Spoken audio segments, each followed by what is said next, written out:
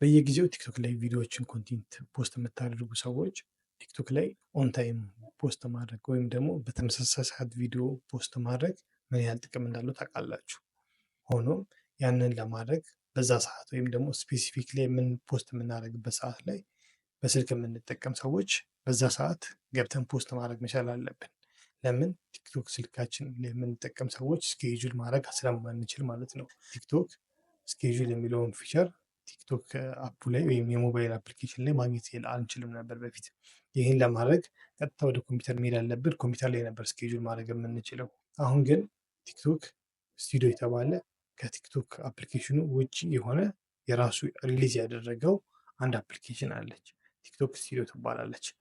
ፕሌይ ስቶር ላይም አፕ ስቶር ላይም ፈልጋችሁ ታገኙታላችሁ ብዬ አስባለሁ።